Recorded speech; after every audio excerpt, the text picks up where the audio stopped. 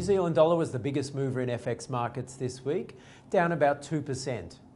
Most of the fall came on Thursday when, almost 4 weeks after the election in New Zealand produced a hung parliament, New Zealand First leader Winston Peters announced that they would be forming a coalition with the Labour Party led by Jacinda Ardern.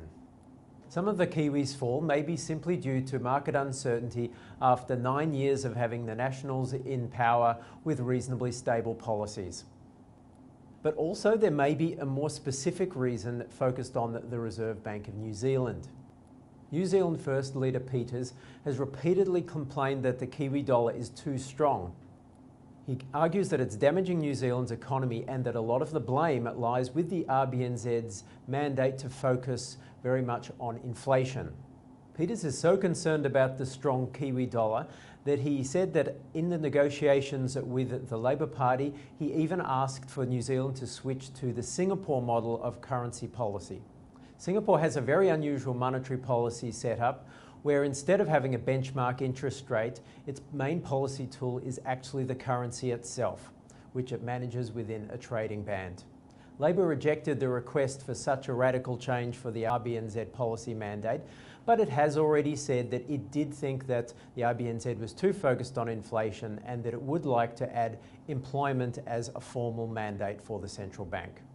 So in coming weeks, markets will be focused on exactly what changes are made to the RBNZ mandate and also who will be chosen as the next RBNZ governor. In response to all this, the Kiwi fell to almost 70 cents, its lowest level since May, and it fell to about $1.12 against the Aussie dollar, which is the Kiwi's weakest level since April 2016. The Australian dollar is flat over the past week, though it did find some support on Australia's strong September employment numbers. Australia's unemployment rate dipped to 5.5%, the lowest since February 2013. Jobs rose about 20,000, continuing the strong growth of late. In fact, annual jobs growth is at 3.1%. That's the fastest rate since April 2008. Such a rapid rate of job creation does raise questions about sustainability. So in terms of what it means for the Reserve Bank interest rate outlook, markets were quite cautious. The probability of a rate hike by May 2018 remained at about 40%.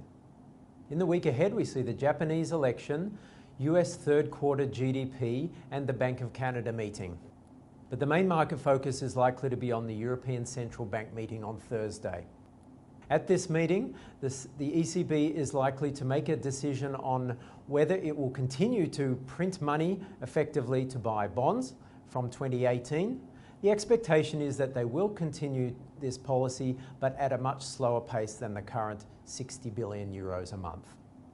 Australia's calendar is dominated by Wednesday's third quarter CPI data.